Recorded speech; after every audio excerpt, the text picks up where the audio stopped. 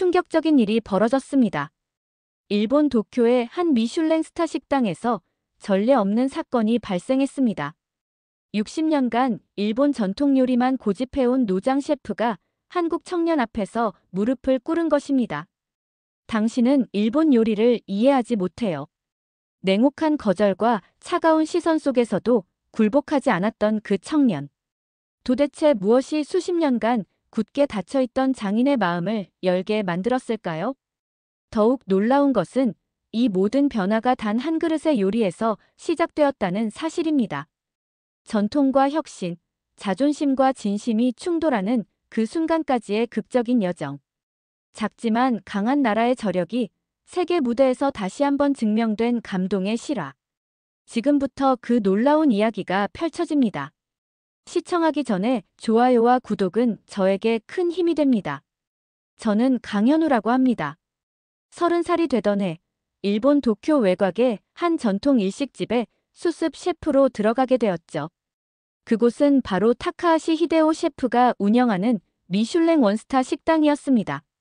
처음 그 식당 문을 열고 들어섰을 때의 기분을 지금도 생생히 기억해요. 깔끔하게 정돈된 주방, 한치의 오차도 없이 배열된 조리 도구들, 그리고 차가우리만큼 정확한 동선으로 움직이는 요리사들의 모습이 마치 하나의 예술작품 같았거든요.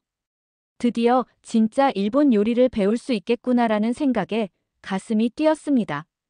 타카하시 셰프는 64살의 노장이었어요. 키는 그리 크지 않았지만 주방에 서 있을 때만큼은 절대적인 권위를 가진 존재처럼 보였죠. 첫날 오리엔테이션에서 그분이 말씀하신 내용은 지금도 귀에 선합니다. 요리는 예술이 아니라 과학입니다. 감정은 실수를 부르고 실수는 전통을 망가뜨리죠. 여기서는 정해진 레시피와 정해진 시간, 정해진 순서만 따르면 됩니다. 처음에는 그 철칙이 옳다고 생각했어요. 미슐랭 스타를 받은 식당이니까 분명히 이유가 있을 거라고 믿었거든요. 하지만 시간이 지날수록 뭔가 이상했습니다. 매일 똑같은 메뉴, 똑같은 조리법, 똑같은 플레이팅이 반복되었어요. 마치 공장에서 제품을 찍어내듯이 말이죠. 다른 직원들도 마찬가지였습니다. 모두가 로봇처럼 움직였고 웃음소리나 잡담 같은 건 찾아볼 수 없었어요. 요리를 하면서도 표정 하나 바뀌지 않았죠. 저는 이런 분위기가 답답했지만 아직 초보니까 참고 배워야겠다고 생각했습니다. 그런데 가끔 손님들의 표정을 지켜보면 묘한 기분이 들었어요. 분명 완벽한 요리를 내놓았는데 손님들 얼굴에는 만족감보다는 의무감 같은 게 보였거든요. 마치 유명한 식당이니까 맛있어야 한다고 스스로를 설득하는 것 같았습니다. 저 역시 처음 몇 주간은 그 시스템에 적응하려고 노력했어요. 정확한 계량, 정확한 온도, 정확한 타이밍을 지키려고 했죠. 하지만 마음 한구석에서는 계속 의문이 들었습니다. 이게 정말 요리일까? 사람의 마음을 움직이는 진짜 요리일까? 어느 날 밤 혼자 숙소에서 할머니가 끓여주시던 된장찌개 생각이 났어요. 정확한 레시피도 없었고 매번 조금씩 다른 맛이었지만 그 따뜻함과 정성만큼은 절대 잊을 수 없었거든요. 그때 깨달았습니다. 진짜 요리란 기술이 아니라 마음을 전하는 거라는 걸 말이에요. 하지만 이곳에서는 그런 마음을 찾을 수 없었어요. 모든 것이 계산되고 통제된 세상이었죠. 과연 이곳에서 제가 원하는 요리를 배울 수 있을까요? 그런 의문을 품으면서도 저는 매일 아침 그 차가운 주방으로 향했습니다. 아직 포기하기엔 너무 이른 시간이었으니까요. 과연 이곳에서 제가 원하는 요리를 배울 수 있을까요? 하지만 저는 몰랐습니다. 제가 가진 한국의 마음이 이곳의 모든 것을 바꿔놓게 될 거라는 사실을. 그 운명적인 날은 평범하게 시작되었습니다. 오후 2시쯤 점심 손님들이 거의 빠진 한적한 시간이었어요. 저는 늘 그렇듯 다음 메뉴 준비를 하고 있었죠. 그런데 갑자기 홀에서 소란스러운 소리가 들려왔습니다. 손님이 쓰러지셨어요. 마유미 씨가 급하게 주방으로 뛰어들어왔어요. 마유미 씨는 타카하시 셰프의 딸로 이 식당의 홀 매니저를 맡고 있었습니다. 평소에도 차분한 분인데 그날은 얼굴이 새하얗게 질려 있었어요. 저는 본능적으로 홀로 달려갔습니다. 한 중년 남성이 의자에 기대어 앉아 있었는데 얼굴이 창백하고 식은땀을 흘리고 있었어요. 다른 손님들은 당황해서 어쩔 줄 몰라 하고 있었죠. 괜찮으세요? 어디가 불편하신가요? 아, 갑자기 어지럽고. 아침부터 아무것도 못 먹어서 그런가 봅니다. 그 순간 저는 할머니 생각이 났어요. 어릴 때 제가 아프면 할머니는 항상 따뜻한 미음을 끓여주셨거든요. 배가 고프고 몸이 약해졌을 때는 따뜻하고 소화 잘 되는 걸 먹어야 한다고 하시면서 말이에요. 저는 주방으로 달려가서 재빠르게 쌀을 씻기 시작했습니다. 평소 식당에서 쓰던 정확한 계량법 따위는 잊어버렸어요. 그냥 할머니가 하시던 방식대로 마음으로 느끼는 대로 했죠. 쌀을 볶고 물을 붓고 약한 불에서 천천히 끓였습니다. 그 사이에 유자 하나를 얇게 썰어서 설탕에 절였어요. 할머니는 단맛이 기운을 돋운다고 하셨거든요. 미음이 완성될 때까지 계속 저어가면서 제 마음까지 함께 넣는 기분이었습니다. 뭐 하는 겁니까? 뒤에서 타카하시 셰프의 목소리가 들렸어요. 차갑고 날카로운 음성이었죠. 하지만 저는 계속 미음을 저었습니다. 손님이 몸이 안 좋으셔서요. 따뜻한 미음을 만들어드리고 있습니다. 우리 메뉴에 그런 건 없습니다. 당장 그만두세요. 하지만 지금 저 손님에게는 이게 필요해요. 타카하시 셰프의 얼굴이 딱딱하게 굳었지만 저는 이미 미음을 예쁜 그릇에 담고 있었어요. 유자절임도 곁들여서 쟁반에 올렸죠. 그리고 그 손님께 조심스럽게 건넸습니다. 천천히 드세요. 몸이 차가우실 테니까 따뜻하게 해드린 거예요. 손님은 첫 숟갈을 뜨더니 잠시 멈췄어요. 그러더니 두 번째, 세 번째 숟가락을 계속 떠드시면서 눈가가 촉촉해지더라고요. 고맙습니다. 정말 고마워요. 이런 정성스러운 음식은 오랜만이네요. 그 말을 들은 순간 제 가슴이 뜨거워졌습니다. 이거구나. 이게 바로 제가 찾던 요리구나 싶었어요. 기술이 아니라 마음으로 만드는, 사람을 위로하는 진짜 요리 말이죠. 하지만 기쁨도 잠깐이었습니다. 손님이 돌아가신 후 타카하시 셰프가 저를 사무실로 불렀거든요. 그분의 표정은 그 어느 때보다 차가웠어요. 강현우 씨, 당신이 한 일이 무엇인지 알고 있습니까? 우리는 전통 일식당입니다. 한국식 미음 같은 건 여기서 낼 수 없어요. 하지만 손님이 좋아하셨잖아요. 정말로 도움이 되었다고요. 그건 중요하지 않습니다. 규칙이 더 중요해요. 앞으로 이런 일은 다시 없어야 합니다. 그날 밤 저는 많은 생각을 했어요. 과연 전통이라는 이름으로 사람의 마음을 외면해도 되는 걸까요? 진짜 좋은 요리란 무엇일까요? 그 답을 찾기 위한 여정이 이제 막 시작된 것 같았습니다. 그 사건 이후로 저는 조금씩 변하기 시작했습니다. 겉으로는 타카하시 셰프의 지시를 따랐지만 마음속으로는 계속 다른 방법을 생각했어요. 어떻게 하면 이 차가운 요리에 온기를 불어넣을 수 있을까? 라는 고민이 머릿속을 떠나지 않았거든요. 며칠 뒤 기회가 왔습니다. 정기 손님인 한 할머니가 오셨는데 평소보다 기운이 없어 보이셨어요. 주문을 받으러 간 마유미 씨가 돌아와서 조용히 말했죠. 오늘 그 할머니, 남편분 기일이래요.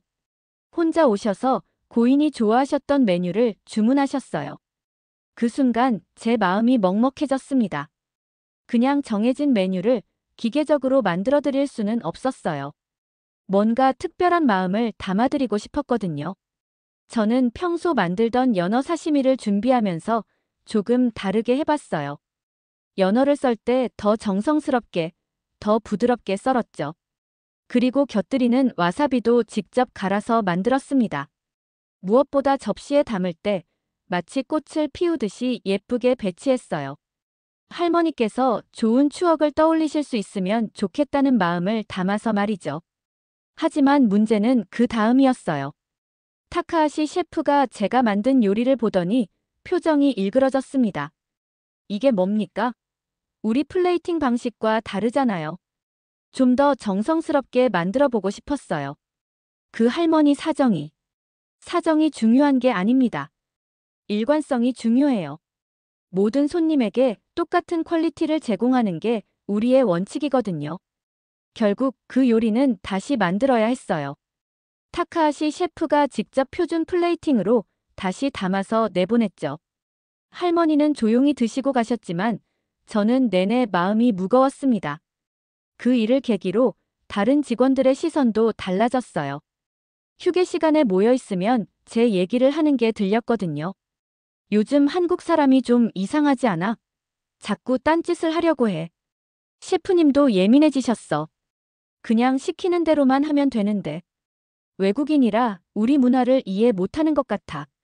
그런 말들이 귀에 들릴 때마다 가슴이 답답했어요. 저는 단순히 반항하려는 게 아니었거든요. 정말로 손님들을 위한 마음에서 나온 행동이었는데 그걸 이해해주는 사람이 없었죠. 일주일 후에는 더 큰 사건이 벌어졌습니다. 젊은 커플이 와서 기념일 식사를 하게 되었어요. 남자분이 여자분에게 프러포즈를 하려는 것 같았죠. 긴장한 표정으로 반지를 만지작거리고 있었거든요. 저는 그들을 위해 특별한 디저트를 만들어 보고 싶었어요. 정해진 메뉴에는 단순한 과일 셔벗이었지만 조금 더 로맨틱하게 만들 수 있을 것 같았거든요. 몰래 딸기를 하트 모양으로 썰어서 접시 위에 배치하고 설탕으로 작은 꽃을 만들어 장식했어요. 그리고 접시 가장자리에 축복합니다라는 뜻의 일본어를 초콜릿으로 살짝 써넣었죠. 하지만 이번에도 타카하시 셰프에게 들켰습니다. 그분의 반응은 이전보다 훨씬 심했어요. 강현우 씨, 이번이 마지막 경고입니다. 당신은 여기가 어떤 곳인지 전혀 이해하지 못하고 있어요. 우리는 감정적인 요리를 하는 곳이 아닙니다. 전통과 격식을 지키는 곳이에요. 하지만 요리는 사람을 위한 거 아닌가요? 저들의 특별한 날을 축복해주는 게 뭐가 잘못된 건가요? 당신은 일본 요리를 이해하지 못해요. 한국 사람이 감히 우리 전통을 바꾸려 한다고. 여기서는 그런 감상적인 접근법이 통하지 않습니다.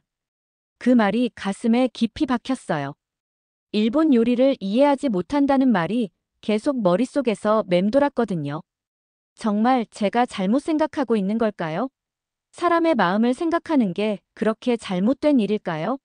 그날 밤, 저는 처음으로 진짜 회의감을 느꼈습니다.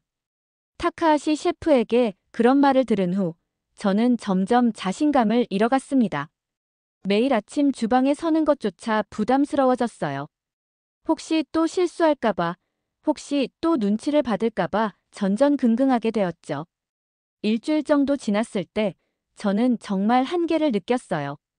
로봇처럼 정해진 일만 반복하는 게 견딜 수 없었거든요. 이게 내가 꿈꿨던 요리인가? 라는 생각이 들면서 모든 게 회의적으로 느껴졌습니다. 그래서 결심했어요. 그만두자고 말이죠. 퇴근 후 숙소로 돌아가는 길에 사직서를 어떻게 쓸지 머릿속으로 정리하고 있었습니다. 한 달간 좋은 경험이었습니다. 하지만 제가 추구하는 요리와는 방향이 달라서 뭐 이런 식으로 쓰려고 했어요. 그런데 식당 뒷문 근처에서 마유미 씨를 만났습니다. 평소보다 늦은 시간이었는데 혼자 벤치에 앉아서 하늘을 바라보고 있더라고요. 마유미 씨, 아직 안 들어가세요? 아, 현우 씨. 그냥 바람 좀 쐬려고요. 요즘 식당 분위기가 좀 무거워서. 저는 그분 옆에 앉았어요. 평소에는 업무적인 대화만 했는데 그날은 왠지 더 깊은 얘기를 하고 싶었거든요. 마유미 씨, 솔직히 말씀드려도 될까요? 저 여기 그만둘 생각이에요. 마유미 씨가 놀란 표정으로 저를 봤어요. 왜요? 무슨 일이 있었나요? 제가 추구하는 요리와 너무 달라서요. 아버님은 저를 이해할 수 없다고 하시고 다른 직원들도 저를 이상하게 봐요. 아마 저는 여기에 맞지 않는 것 같아요. 마유미 씨는 한참 동안 말이 없었어요. 그러더니 조용한 목소리로 말했죠. 현우 씨, 사실 제가 할 말이 있어요. 아버지가 원래 이런 분은 아니었거든요. 네. 어머니가 살아계실 때는 정말 다른 사람이었어요. 요리할 때마다 웃으셨고 손님들과 대화하는 것도 좋아하셨죠. 특히 어머니가 아프신 분들을 위해 특별한 요리를 만들어 달라고 부탁하면 밤새워서라도 연구하셨거든요. 저는 깜짝 놀랐어요. 지금의 타카하시 셰프와는 전혀 다른 모습이었거든요. 그럼 언제부터 이렇게 변하신 거예요? 5년 전에 어머니가 돌아가신 후부터예요. 어머니는 아버지에게 요리는 마음을 전하는 예술이어야 한다고 늘 말씀하셨어요.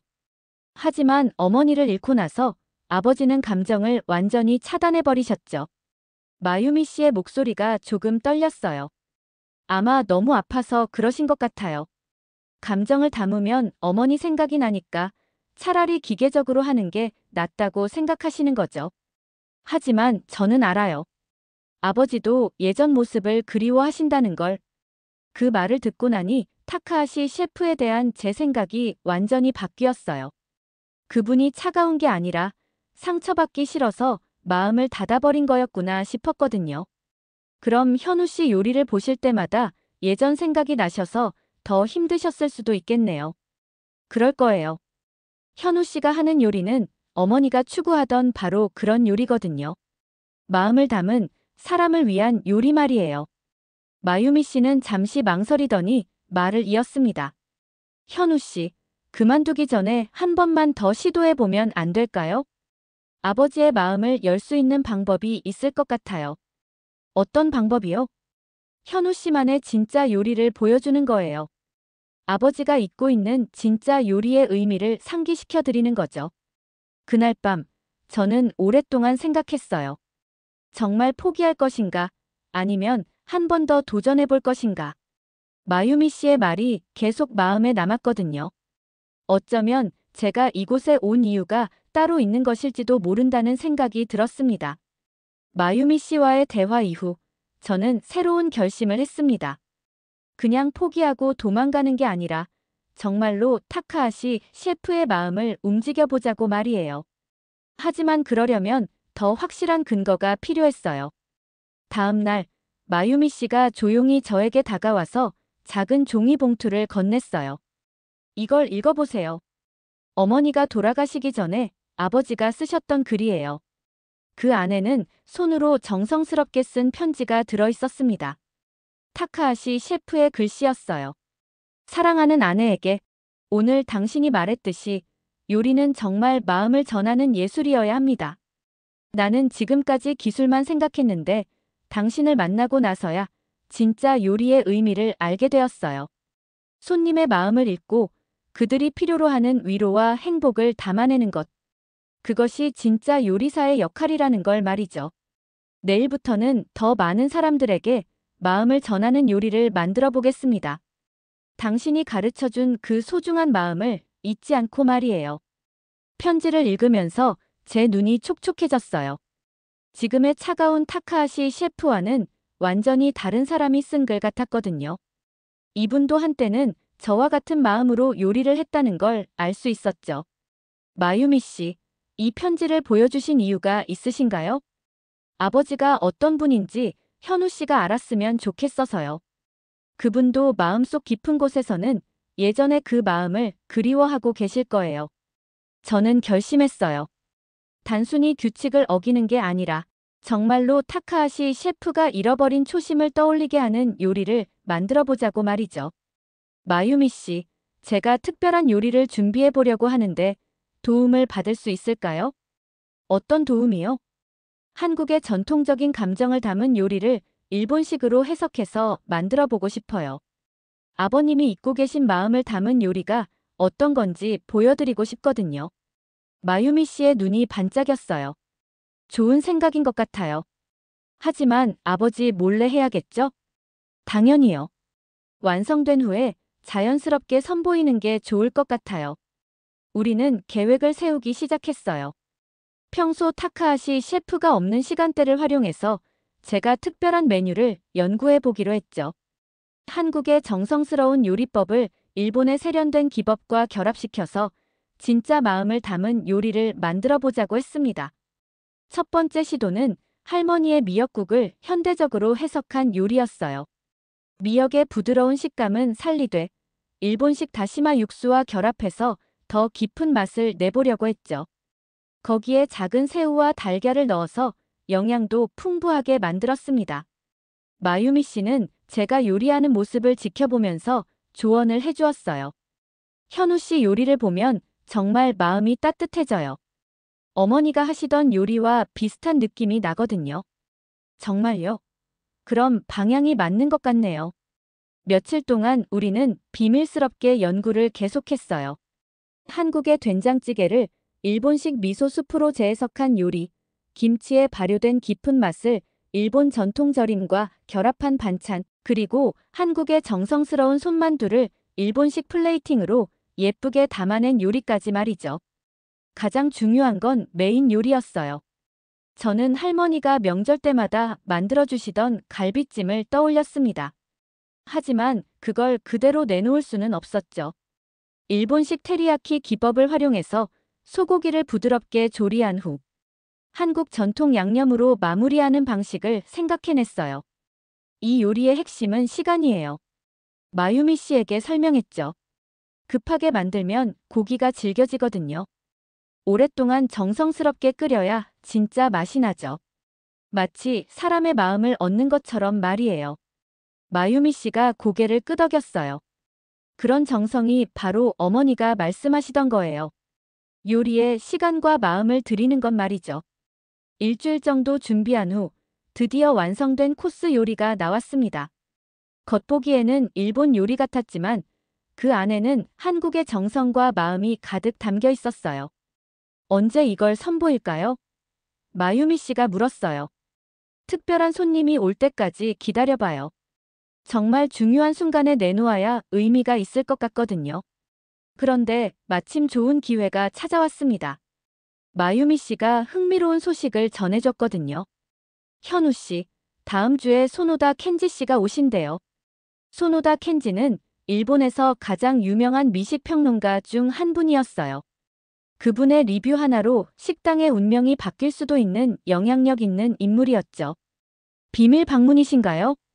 네, 아버지도 모르세요. 정기 손님인 척 오실 예정이거든요. 저는 가슴이 뛰기 시작했어요. 바로 그때가 기회였습니다. 진짜 마음을 담은 요리로 모든 사람의 마음을 움직일 수 있는 순간 말이죠. 마유미 씨, 그때 우리가 준비한 특별 메뉴를 내보는 게 어때요? 위험하지 않을까요? 아버지가 화내실 텐데. 하지만 이보다 좋은 기회는 없을 것 같아요. 정말 중요한 순간에 정말 알아볼 수 있는 분 앞에서 선보이는 거니까요. 마유미 씨도 결심한 듯 고개를 끄덕였어요. 좋아요. 해봅시다. 어머니도 그러길 원하실 거예요. 소노다 켄지가 식당에 온 날 공기 자체가 달랐습니다. 평소보다 주방이 더 긴장된 분위기였어요. 타카하시 셰프도 언제나보다 더 엄격한 표정으로 모든 요리를 점검하고 있었죠. 소노다 씨는 오후 3시쯤 혼자 오셨어요. 중년의 신사다운 품격이 있는 분이었는데 겉으로는 평범한 손님처럼 행동하고 계셨습니다. 하지만 요리를 보는 눈빛이 남달랐어요. 하나하나를 세밀하게 관찰하고 있었거든요. 마유미 씨와 저는 미리 계획한 대로 움직였습니다.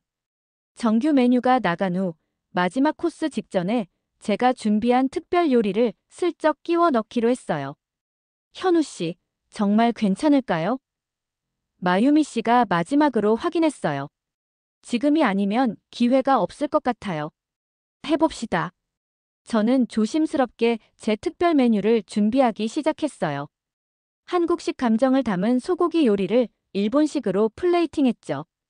고기는 할머니 방식으로 오랫동안 정성스럽게 끓인 것이고 곁들임은 발효된 김치를 현대적으로 해석한 절임이었어요. 가장 중요한 건 마음가짐이었습니다. 요리하는 내내 저는 타카하시 셰프에 대한 이해와 존경, 그리고 진짜 요리에 대한 간절함을 담으려고 노력했어요. 기술이 아니라 마음으로 만드는 요리 말이죠. 요리가 완성되었을 때 마유미 씨가 조용히 가져가서 소노다 씨 테이블에 놓았습니다. 셰프의 특별한 메뉴입니다라고 설명하면서 말이에요. 그런데 문제가 생겼어요. 타카하시 셰프가 그 장면을 보신 거예요. 평소에 없던 메뉴가 나가는 걸 보시고는 즉시 주방으로 달려오셨죠. 이게 뭡니까? 저 요리는 우리 메뉴에 없는 건데요. 저는 깊게 숨을 들이쉬었어요. 이제 돌이킬 수 없었습니다. 죄송합니다, 셰프님. 제가 만든 특별 메뉴예요. 당장 가서 다시 가져와요. 우리 규정에 어긋나는 일이잖아요. 셰프님, 잠깐만요. 마유미 씨가 말렸어요. 손님이 드시고 계세요. 지금 가져가면 더 이상해 보일 거예요. 타카하시 셰프는 화가 나서 얼굴이 빨갛게 되었지만 마유미 씨 말이 맞았어요. 이미 손님이 드시기 시작하셨으니까요. 우리는 모두 홀을 조심스럽게 지켜봤습니다. 소노다 씨가 첫 숟가락을 드시는 순간이었어요. 그분이 잠시 멈추더니 천천히 씹어보셨죠. 그리고 두 번째, 세 번째 숟가락을 계속 떠드시면서 표정이 변하기 시작했어요. 정적이 흘렀습니다. 소노다 씨는 요리를 다 드신 후 한참 동안 생각에 잠기셨어요. 그 긴장감이 주방까지 전해졌죠. 그때 소노다 씨가 마유미 씨를 불렀어요. 실례지만 이 요리를 만든 셰프를 만날 수 있을까요? 마유미 씨가 저를 쳐다봤어요. 저는 용기를 내서 홀로 나갔습니다. 타카하시 셰프도 뒤따라 나오셨죠. 안녕하세요. 소노다 선생님. 제가 인사를 드렸어요. 당신이 이 요리를 만들었습니까? 네, 그렇습니다. 소노다 씨는 잠시 저를 바라보더니 말씀하셨어요. 오랜만에 정말 마음을 움직이는 요리를 먹었습니다. 기술적으로는 일본 요리의 기본을 지키고 있으면서도 그 안에 완전히 다른 영혼이 들어있더군요. 타카하시 셰프의 표정이 복잡해졌어요. 어떤 영혼 말씀이신가요? 사람을 위하는 마음이요. 요리를 통해 위로하고 감동을 주려는 진심 말입니다. 놀랍게도 한국인이 일본 요리의 진정한 정신을 되살려냈습니다. 요즘 보기 드문 요리였어요. 그 순간 타카하시 셰프가 조용히 제 요리를 한 입 드셔보셨어요. 처음에는 표정이 없으셨는데 씹으면서 점점 변하기 시작했죠. 이 맛은. 타카하시 셰프의 목소리가 떨렸어요. 이 맛은. 내가 잊고 있었던. 그분의 눈가에 촉촉한 기운이 돌았습니다. 아마 돌아가신 부인 생각이 나셨을 거예요. 진짜 마음을 담은 요리의 맛을 다시 느끼신 거죠. 그날 밤 소노다 씨가 돌아가신 후 식당은 조용했습니다. 타카하시 셰프는 한참 동안 아무 말씀도 하지 않으셨어요. 저는 각오를 하고 있었죠. 아마 크게 혼나거나 해고를 당할 수도 있겠다고 말이에요. 하지만 예상과 달리 타카하시 셰프가 천천히 입을 여셨습니다. 강현우 씨, 오늘 저녁에 시간 있으면 잠깐 얘기 좀 하죠. 그분의 목소리는 평소보다 훨씬 부드러웠어요. 화가 나 있다기보다는 뭔가 깊이 생각하고 계신 것 같았죠. 다른 직원들이 모두 퇴근한 후 저와 타카하시 셰프, 그리고 마유미 씨가 함께 앉았어요. 식당의 작은 테이블에서 처음으로 진솔한 대화를 나누게 되었죠. 현우 씨가 만든 그 요리를 먹으면서 오랫동안 잊고 있던 기억이 떠올랐어요. 타카하시 셰프가 조용히 말씀하셨습니다. 제가 처음 요리를 시작했을 때의 마음 말이에요. 어떤 마음이셨나요? 사람을 행복하게 만들고 싶다는 마음이었죠. 맛있는 음식으로 누군가의 하루를 특별하게 만들어주고 싶었어요. 그런데 언제부터인가 그 마음을 잃어버렸나 봅니다. 마유미 씨가 조심스럽게 말했어요. 아버지, 어머니가 돌아가신 후부터 변하셨어요. 타카하시 셰프는 고개를 끄덕이셨어요. 맞아요. 아내가 세상을 떠난 후 더 이상 감정을 담은 요리를 할 수가 없었어요. 너무 아팠거든요. 그래서 차라리 기계적으로 완벽하게만 하자고 생각했죠. 저는 그분의 마음이 이해되었어요. 사랑하는 사람을 잃은 슬픔 때문에 마음을 닫아버리신 거였죠. 하지만 오늘 현우 씨 요리를 먹고 깨달았어요. 제가 아내와의 추억을 지키려고 감정을 차단한 건데 사실은 그 반대였더라고요. 아내가 가장 좋아했던 마음을 담은 요리를 포기해버린 거였어요. 타카하시 셰프의 목소리에 진심이 담겨 있었어요. 현우 씨, 당신이 저에게 잃어버린 초심을 되찾게 해주었습니다. 한국의 정성이 일본의 전통을 완성시켜 주었습니다. 정말 고마워요. 그 말을 들은 순간 제 가슴이 뜨거워졌어요.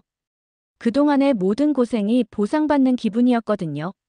앞으로는 우리 식당도 변해야겠어요. 타카하시 셰프가 말씀하셨습니다. 물론 전통과 기본기는 중요하지만 그것만으로는 부족해요. 진짜 요리는 사람의 마음을 움직이는 거니까요. 다음 날부터 식당의 분위기가 조금씩 바뀌기 시작했어요. 타카하시 셰프는 직원들에게 더 자유롭게 창의성을 발휘해보라고 격려하셨죠. 물론 기본기는 철저히 지키되 그 위에 개인의 감성을 담아보라고 하셨어요. 일주일 후 더 큰 변화가 있었습니다. 식당 입구의 간판이 바뀐 거예요. 기존의 히데오의 정찬에서 사람을 위한 요리, 마음으로 말이죠. 새로운 시작이에요. 마유미 씨가 웃으면서 말했어요. 어머니가 원하셨던 그런 식당으로 다시 태어나는 거예요. 그리고 가장 감동적인 순간이 왔습니다. 타카하시 셰프가 직원들 앞에서 그리고 저에게 정중히 고개를 숙이셨어요. 여러분, 그리고 현우 씨. 그동안 제가 너무 완고했습니다. 진짜 요리가 무엇인지 잊고 있었어요. 현우 씨가 저를 다시 진짜 요리사로 만들어 주었습니다. 정말 고맙습니다. 그 모습을 보면서 저는 울컥했어요. 존경하는 선배 요리사가 제게 고개를 숙이시는 것도 감동적이었지만 그보다는 한 사람의 마음이 다시 열리는 걸 지켜본다는 게 더 의미 있었거든요. 소노다 씨의 리뷰도 며칠 후 발표되었어요. 오랜만에 만난 진정한 감동의 요리라는 제목으로 우리 식당을 극찬해 주셨죠. 특히 전통을 지키면서도 혁신을 잃지 않는 마음을 움직이는 요리라고 평가해 주셨어요. 하지만 저에게 가장 소중한 건 리뷰가 아니었어요. 타카하시 셰프와 진짜 마음을 나눌 수 있게 된 것, 그리고 함께 더 좋은 요리를 만들어갈 수 있게 된 것이 가장 큰 보상이었죠. 그로부터 석 달이 지났습니다. 식당은 완전히 새로운 모습으로 변해 있었어요. 여전히 전통 일식의 기본은 지키고 있지만 이제는 따뜻한 마음이 담긴 요리들이 나가고 있었죠. 타카하시 셰프도 많이 변하셨어요. 예전처럼 차갑지 않고 손님들과 대화도 나누시고 가끔은 웃음소리까지 들려왔거든요. 마치 마유미 씨가 말씀하셨던 예전 모습을 되찾으신 것 같았어요. 어느 날 저녁 마유미 씨가 흥미로운 제안을 했습니다. 현우 씨, 새로운 프로젝트를 함께 해보면 어떨까요? 어떤 프로젝트요? 일본 전국을 돌면서 푸드트럭으로 요리를 파는 거예요. 우리가 여기서 깨달은 마음을 담은 요리를 더 많은 사람들에게 전해주고 싶어요. 그 아이디어가 마음에 들었어요. 고급 식당에서만 경험할 수 있는 진심 어린 요리를 일반 사람들도 쉽게 만날 수 있게 하자는 거였거든요. 타카하시 셰프님은 어떻게 생각하실까요? 이미 얘기해봤어요. 아버지도 찬성하세요. 오히려 적극 지원해 주시겠다고 하셨죠. 며칠 후 타카하시 셰프가 저를 따로 불렀어요.